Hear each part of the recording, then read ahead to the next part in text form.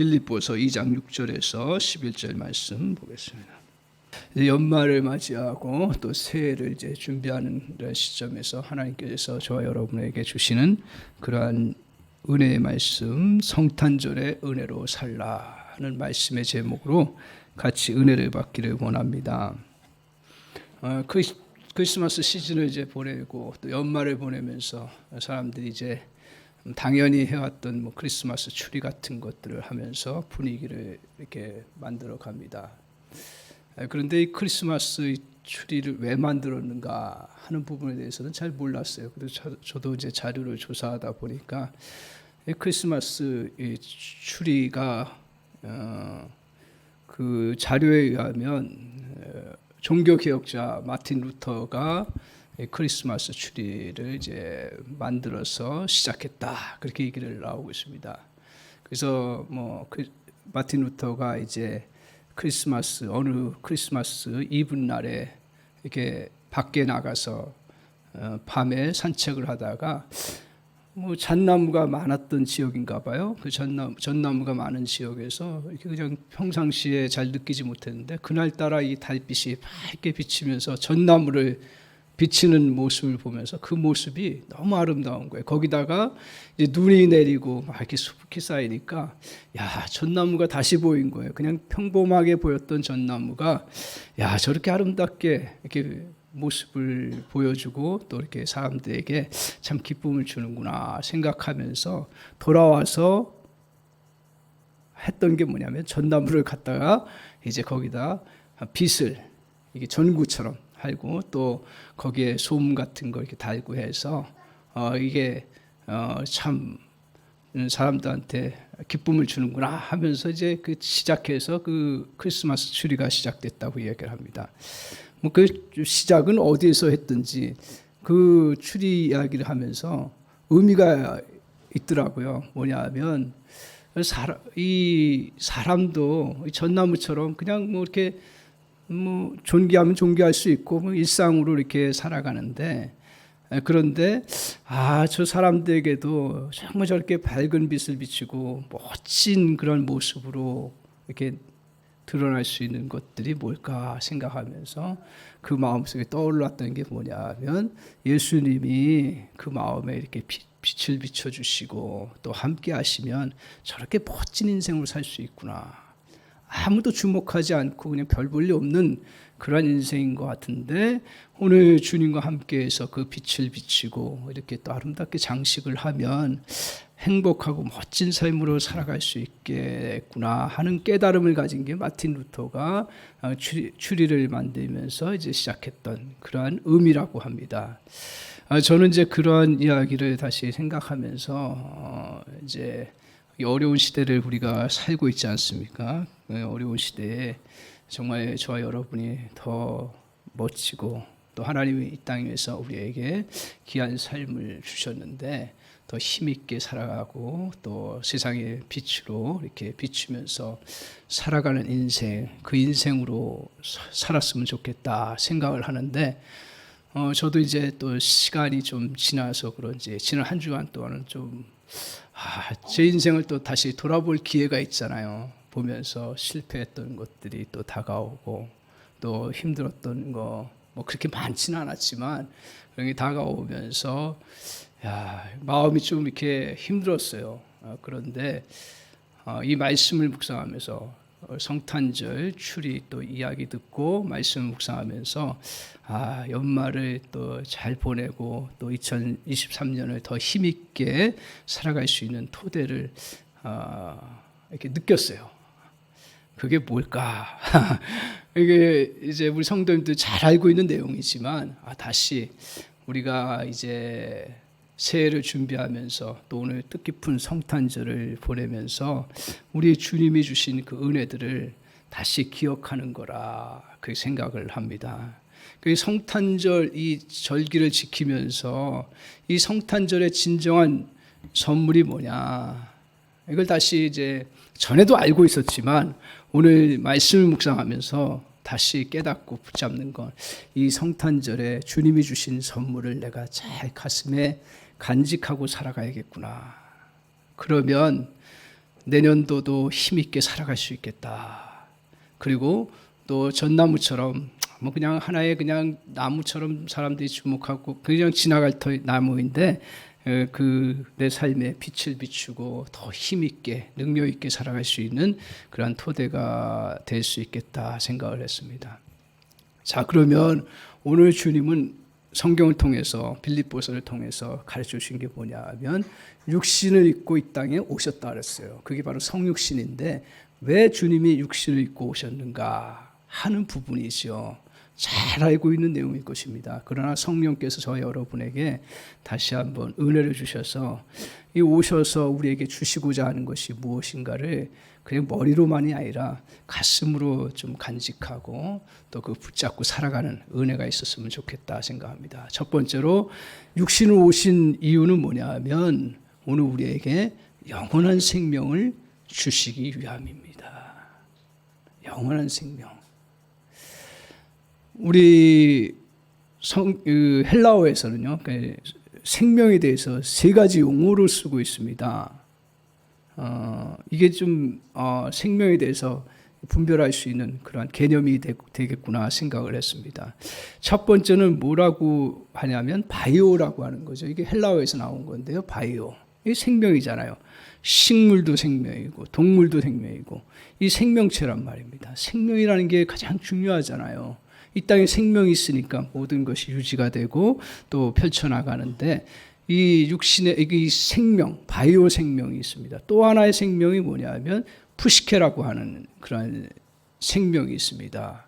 그런 이제 동물이나 또 사람, 다 동물은 동물의 영혼이 있다고 말한 것처럼 또 사람에게도 사람의 영혼이 있고 그래서 이렇게 푸시케적인 그런 생명의 모습을 이야기합니다.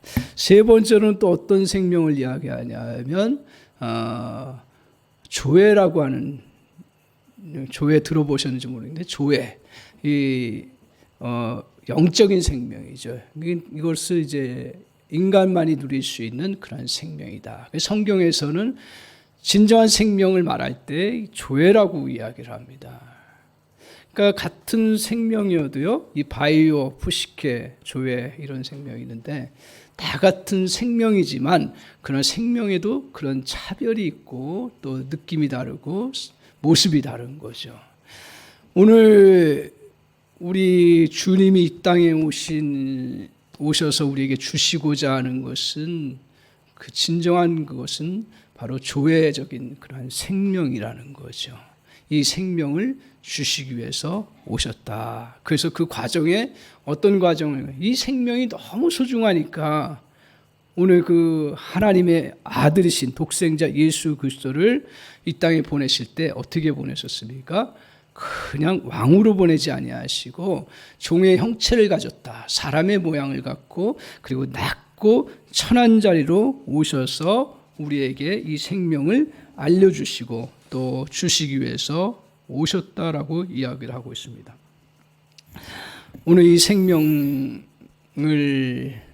간직할 때서야 우리 진정한 삶에 에너지가 나오고 그리고 능력이 생기고 그리고 뭐든지 할 수 있는 토대가 됩니다. 근데 저도 그렇고 여러분도 이거 잘 알잖아요. 우리는 예수 그리스도를 믿고 받아들이면 우리 안에 뭐가 들어요? 영원한 생명이 들어요. 그래 영원한 생명이 들어오니까 이 영원한 생명을 그래 나는 이제 영생을 소유한 자고 죽으면 영생을 얻는다.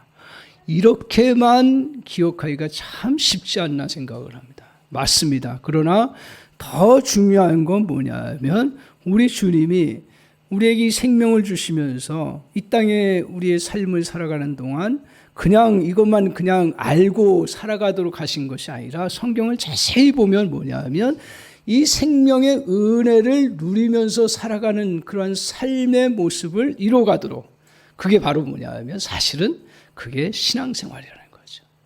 그러니까 신앙생활이라는 게 단지 교회에 나와서 그냥 우리가 종교생활하는 게 아니라 하나님이 주신 이 생명이 어떤가를 알고 그 알기 위해서 말씀을 배우고 또 그 생명이 어떤가를 또 깨닫고 체험하기 위해서 생활 속에서 말씀대로 또 적용해 보고요. 그리고 또 여러 과정을 겪으면서 이 생명의 능력을 맛볼 수 있는 그런 은혜의 풍성함들을 주시기 위해서 누가 도우신다고요? 성령이 도우셔서 저와 여러분을 이끌어 주신다고 말씀하셨습니다. 그런데 이제 살다 보면 저 이제 목회자이지만 저 역시 육신의 몸을 갖고 있고 이 땅에서 살아가야 될 존재고 이 땅 위에서의 법칙대로 또 모든 일을 이루어 가야 되는데 살다 보면 어떻습니까? 이 땅 위에서 육신적인 것이 전부지요, 사실은요. 목회자인 저에게도 그런 모습으로 뭐 일주일 내내 말씀 준비하고 말씀 또 선포하고 이렇게 함에도 불구하고 육신적으로 살아가다 보니까 육신적인 비교, 육신적인 그러한 실패, 육신적인 그런 어떤 삶의 고민들 이걸 안고 살아가면서 어떨 때는 막 처져버리기도 하고 어떨 때는 희망을 잃어버리기도 하고 어떨 때는 막 너무 힘든 시간들을 보내기도 하고 저만 그럴까요? 아마 그런 부분들이 우리 성도님들도 혹시 있으리라고 생각을 합니다. 그런데 오늘 주님께서 우리에게 이 영원한 생명을 주셨다는 사실을 성탄절을 통해서 다시 한번 깨닫고 붙잡는 그러한 절기로 하나님께서 이렇게 기념하게 하신 줄 저는 그렇게 생각을 합니다. 그래서 오늘 우리 주님이 이 땅에 오셔서 주신 생명, 그건 영원한 생명, 조회적인 생명인데 이 생명을 어떻게 받아요? 우리 성도님들 잘 아시죠?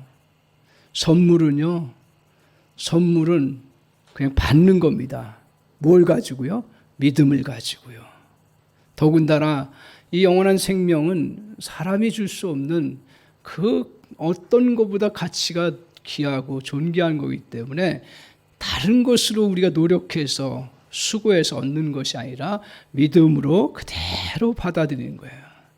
그러면 이 생명을 받아들이면 어떤 결과가 나타나냐면 우리가 신앙생활하면서 많이 간헐적으로 경험하셨을 겁니다. 뭘 경험하냐면 내 안에 어두움이 꽉 몰려올 때가 얼마나 많은지 모릅니다. 그럴 때 이 생명이 있음을 기억하고 이 생명을 다시 이 전등을 켜듯이 제 마음의 의지를 가지고 확인하고 켜버리면 어떤 현상이 나타나면 어둠이 물러가요. 어둠이 물러가는 거예요.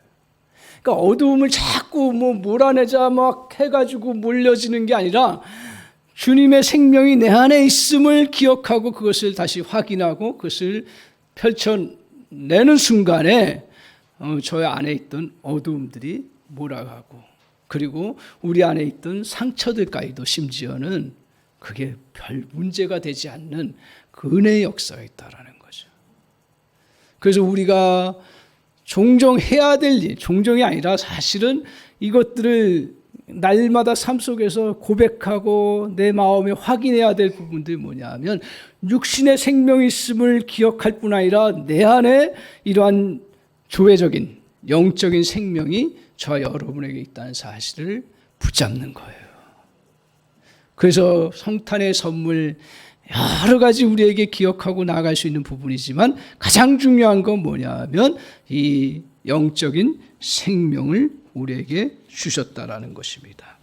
그래서 생명이 들어와서 삶 속에 나타나는 열매는 성경은 이렇게 얘기합니다. 기쁨이 있고 평안이 있고 사랑과 인내와 소망이 나타납니다. 이 생명을 가지면 반드시 모든 사람 공통적으로 나타나는 것 중에 하나가 평강입니다. 이 평강은 모든 환경이 아무리 문제가 많아도 어려워도 흔들리지 않고 불안해하지 않는 담대함을 말합니다. 그러면서 저와 여러분이 착각하는 것 중에 하나가 뭐냐면 막 환경들이 어렵고 코로나라고 하는 힘든 상황들이 계속되니까 알게 모르게 저와 여러분을 누르는 게 뭐냐면 이 환경 때문에 우리는 이겨나갈 수가 없다.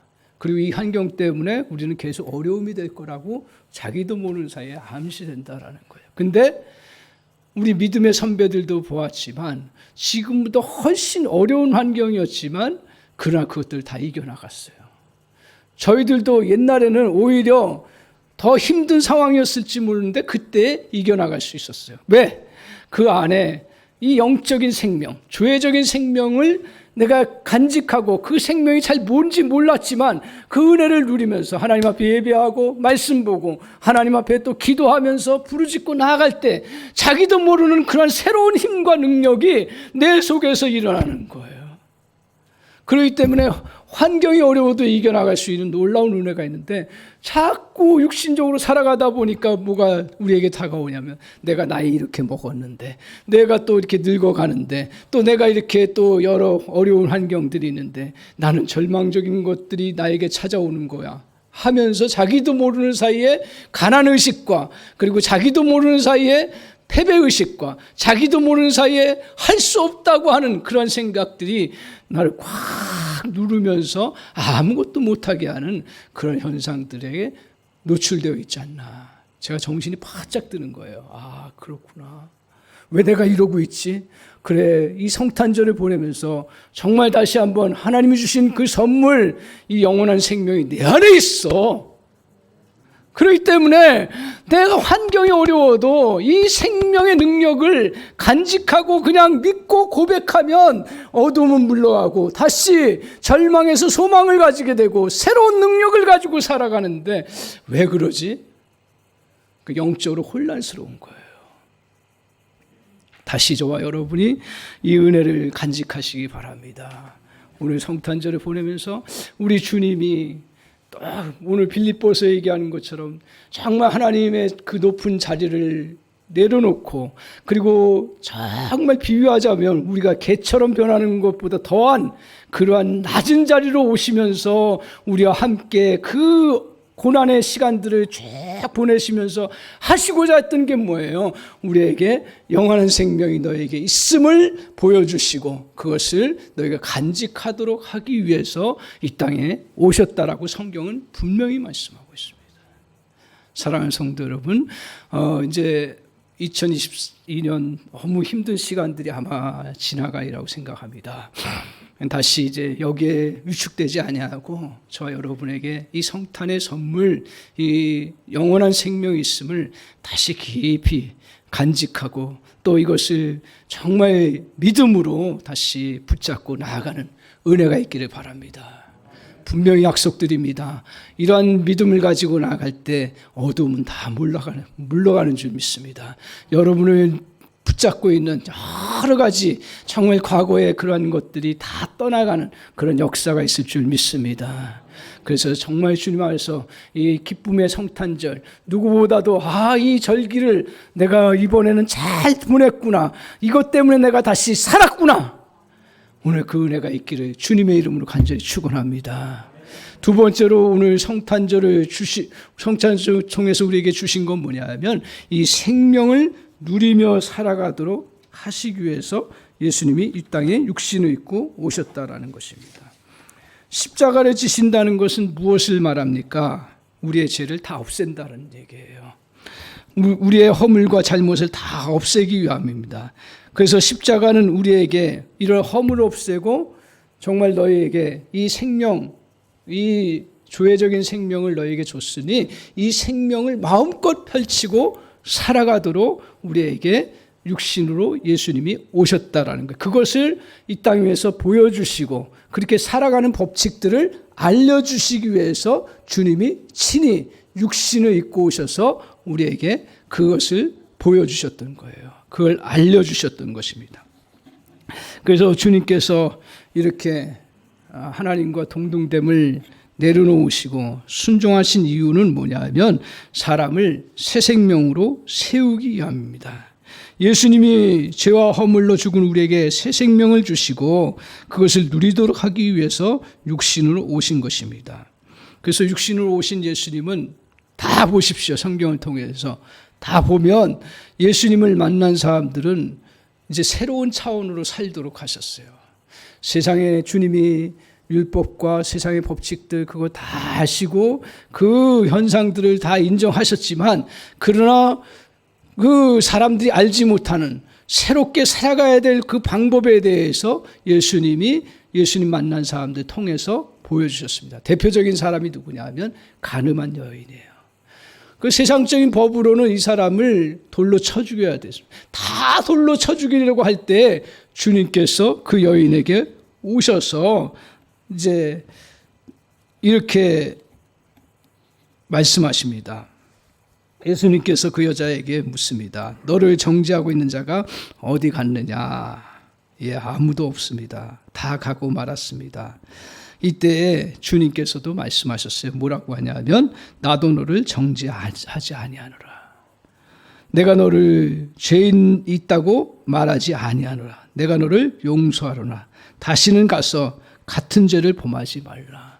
그 주님의 포커스는 뭐였냐면, 우리의 포커스는 뭐냐면 죄된 것을 죄로 정죄해서 더 이상 하지 못하게 하는 것에 포커스가 있다면, 우리 주님은 이 세상의 법칙, 죄의 그 부분들은 정확하게 그것은 따지고 해야 되지만, 주님께서는 그것을 뛰어넘어서 너에게 더 이상 정죄의 그러한 영이 너를 붙잡지 않고 이제는 새로운 영을 부여받았으니까 이 새로운 영으로 세상을 살아가라고 이야기를 하고 있습니다. 그래서 그 다음부터는 죄와 타협하지 아니하고 이 새 생명의 은혜로 자유함을 누리면서 살아가도록 주님이 그렇게 은혜를 베풀어 주셨습니다.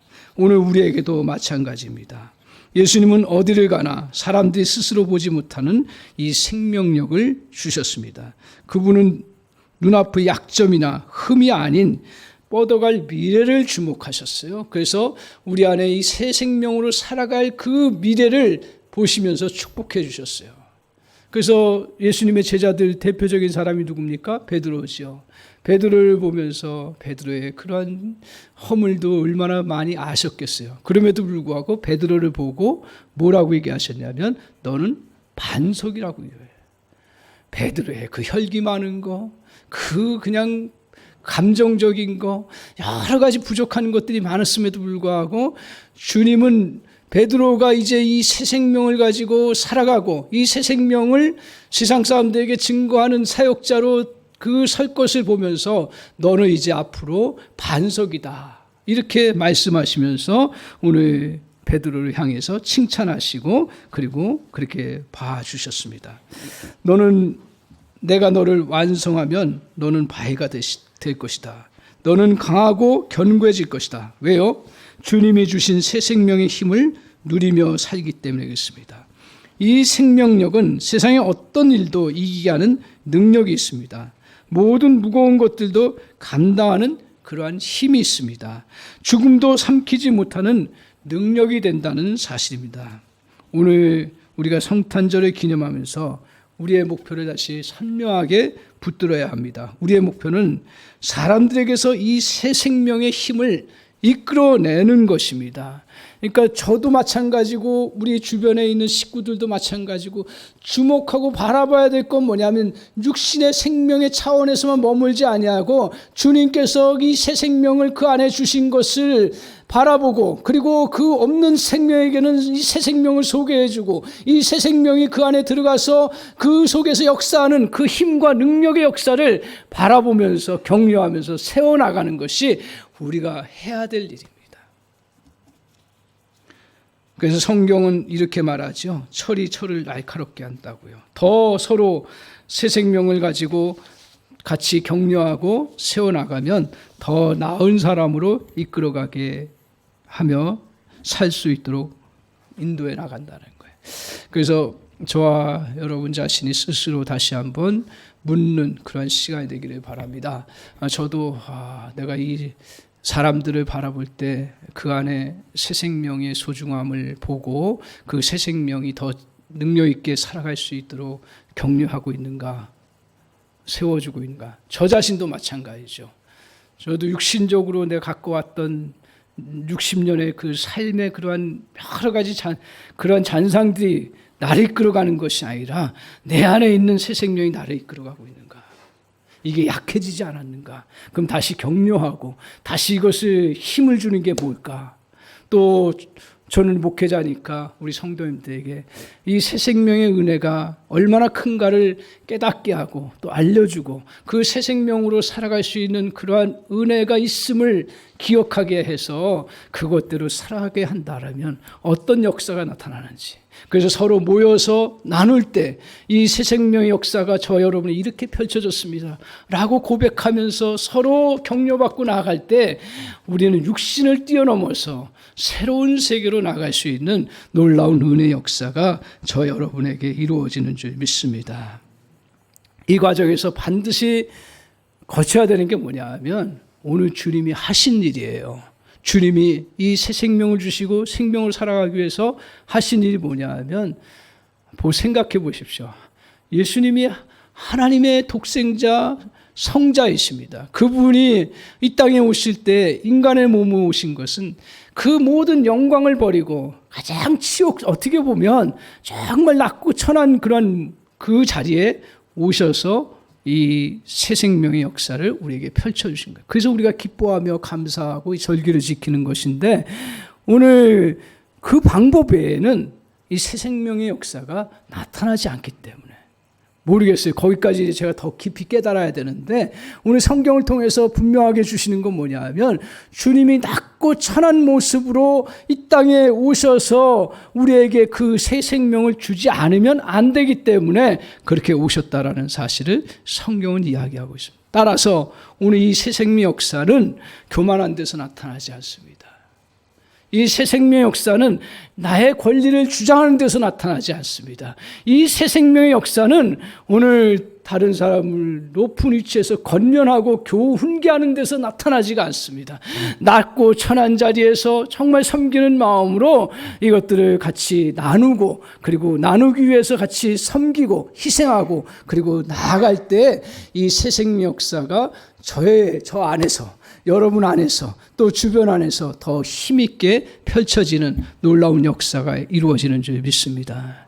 그래서 정말 우리가 그리스도인들이 해야 할 일이 있다면 다른 게 없더라고요. 보니까 세상적인 지식 가지고 판단하고 이렇게 교훈하는 게 아니라 당신 안에 새 생명이 있음을 알려주고 그리고 그것을 의지하고 살아가는 법들이 어떤 것인가를 같이 나누고 하면서 그걸 붙잡고 나갈 때 반드시 그 사람은 다시 일어서는 놀라운 역사가 이루어질 줄 믿습니다. 그래서 오늘 저 여러분이 이제 평화의 왕이신 예수님 때문에 새 생명을 얻었다고 하면서 세상의 어둠에 절대로 묻혀서는 아니 될 줄 압니다. 뒤의 것을 잊어버리십시오. 하나의 서운한 부분이나 미움들을 잊어버리십시오. 앞에 있는 표대를 향해서 달려갈 자세를 다시 가다듬으십시오. 과거의 묵은 감정이나 원한, 피해의식을 다 벗어버리고 그리고 다시 새롭게 주님 앞에서 이제 나아갈 그러한 자세로 주님 앞에 선화하시 바랍니다. 오늘 평화의 왕 예수님이 나를 지배하시어 내가 새 생명을 얻은 사람으로서 생명의 역사를 일으키며 세상의 모든 도전들을 이겨내는 그러한 믿음의 사람들로 저와 여러분이 다시 한번 새롭게 서나가는 은혜가 있기를 주님의 이름으로 간절히 축원합니다. 아멘.